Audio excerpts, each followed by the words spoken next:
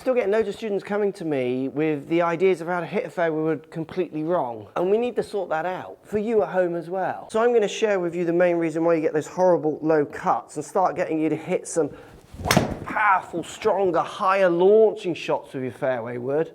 Line ball, so you can hit those long par 4s into, and even sneak some par 5s maybe.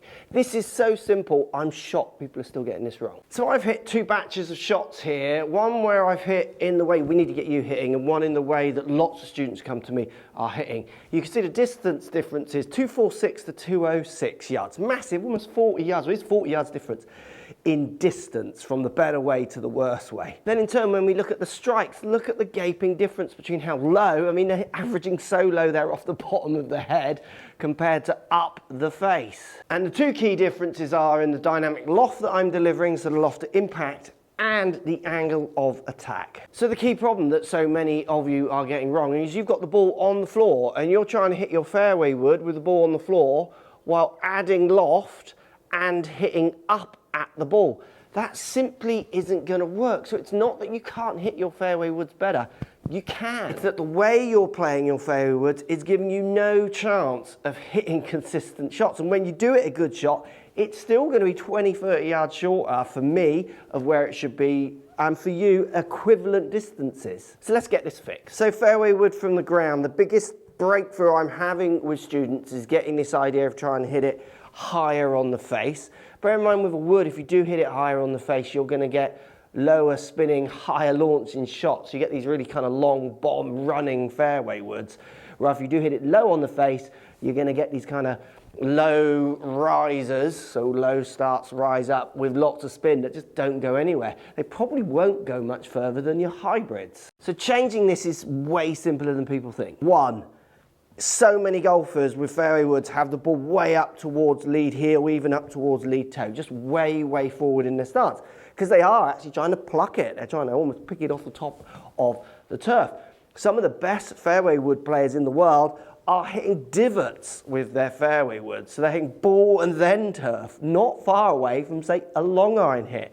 So first port of call I want you to practice next time you're at the range is I want you to try and make sure you get the ball inside your lead heel. So I want it a good 1 or 2 inches inside of your lead heel rather than lead heel to forwards. Lead heel to forwards is great for hitting up, high, spinny cuts and miss hits out the bottom that won't go like that. They'll be way shorter. So ball further back, yeah, I know, it's scary because you've got a club that you're scared of launching and I'm just telling you to put it back. That means it might launch lower. We're going to come to that reason as the video goes on. So number 2, once you've got the ball that little bit further back in your stance, so now we're 2 inches inside of your lead heel, want a good width for stance, don't want really narrow stances, we need to be able to make some powerful turns and movements, you want to give this club a bit of a hit.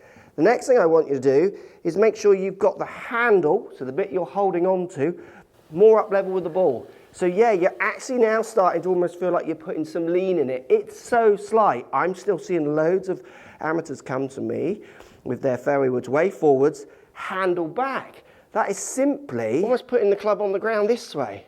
Getting a ball off the turf, hitting a fairway wood from the ground, it's going to be so hard that way. We need you hitting it this way, the opposite. So let's get that handle up towards the ball. So just level with the face to slightly in front of the face. Now be careful as you do this, subject to how your free wood is set up, is the face might start to point a little bit to the right. Don't be afraid just to turn that club in a fraction and then take your hold if that club face is just getting out of sync. So we've got the ball not so far forward, and now we've got the handle feeling like it's leaning just slightly forward, so ever so slightly, and the face not pointing off to the right. And what I want you to do from there is try a few shots, because you're going to start noticing a few things from here. 1 is the strike might start getting now up the face. So the red one being the last one. Look how much more up the face that strike is. When you start getting fairway strikes from up the face, you are going to notice a huge increase in total distance. Certainly if you've got any rollout on your fairways, because you are going to get these lower spinning shots. Like you do with your driver, you tee it up and that allows you to get it higher up the face and that takes spin off. Clubs out the bottom when the CG's off the face, so woods, if If you hit at the bottom, they're going to spin up, add spin, go shorter. Now the bonus of this technique for lots of golfers as well is the further back I put my ball position, the more now I'm starting to hit from my side out to the ball. The further forward I put my ball position, the later I'm hitting it in my arc, which is often making me hit on the way up, which we don't want with this club, and my club is starting to come back towards me, which is why we see lots of people hitting big curves off to the right with their fairway wood. So you win in so many folds for the golfer when you move them this way. Strike absolutely transforms when they get it up the face. Ball position, handle leans slightly forward.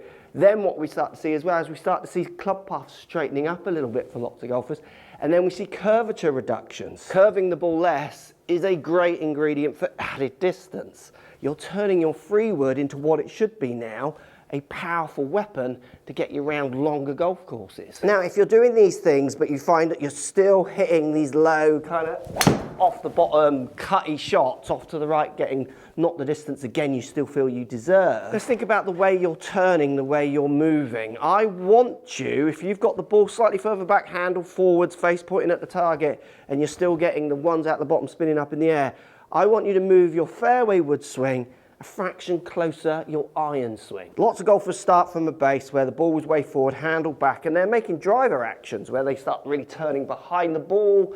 You know, they're really starting to kind of coil, get behind it, those kind of ideas. And when a ball is on a tee, you can get away with some of these movements because you're allowed to hit up. You can get up to 5, 6, 7, 9 degrees up, subject to how high you tee that ball up. So the club can be passing up, but when the ball is on the ground and you haven't got any loft, that isn't going to work. So just to kick you off, why don't you try a few shots with this technique, handle up towards lead leg, so it's just up level with the ball. I'm going to put my feet close together, but get the ball in the middle of my 2 feet. So my feet is about a club head width apart. And then I'm going to make some swings where I feel like I just turn on top of the ball. Now, you're not going to launch these because you're probably not going to get the speed, but feel the strike. You're going to start feeling the strike moving up that face again. That one's way up on the face. So we've got the good setup, but we're now practicing turning on top of the golf ball a lot more rather than running away behind it. I want you now to take your proper stance, good width for stance, because we want some balance to make some turns.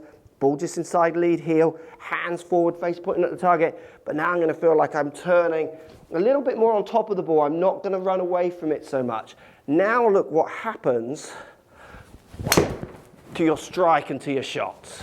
I promise you, you're going to feel that you hit the face in places that you've never really hit it from when the ball's on the ground. You're going to start seeing some different shape shots. You might even see some starting to draw, meaning you're going to have to aim in a different place to start that ball off, maybe a little bit more up the right. And you're going to push your average distance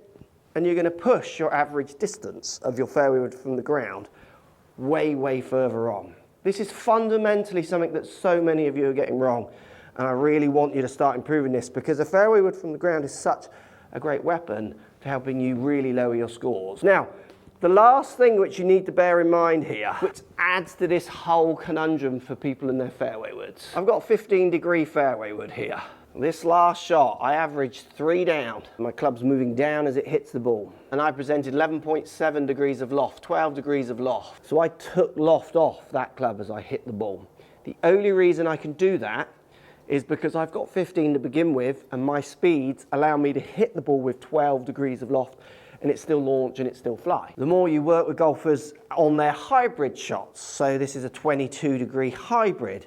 Now when you give them a 22-degree hybrid, all these things I'm talking about make more sense. They tend to not push the ball way forward, hand away, back, turn off it.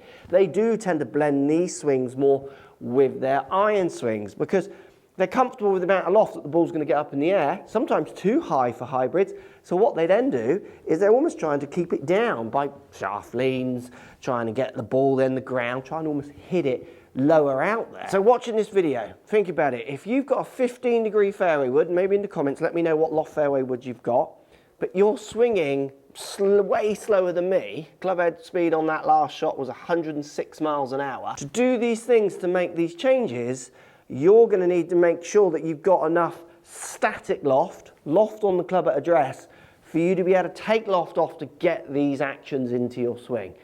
I know loads of really good players with loads of speed who have 17, 18, 16 degree equivalents of my 15. because they're de-lofting even more than me, so they need to start higher to allow them to take it off to get the strike they need to get the most distance. Most of the golfers I'm teaching have got the same fairway loft as I've got, less speed than I've got, not that I've got loads, and then are trying to get the ball up in the air a bit more with ball forward, handle back, and they're just hitting these low fins and tops and runny shots because the basis of where they start is just simply wrong. When it comes to fairway woods, we can improve them, but when it comes to your driver, so many of you are losing distance as well. Even before you've swung the club, this video here is going to show you how to set up to find more distance.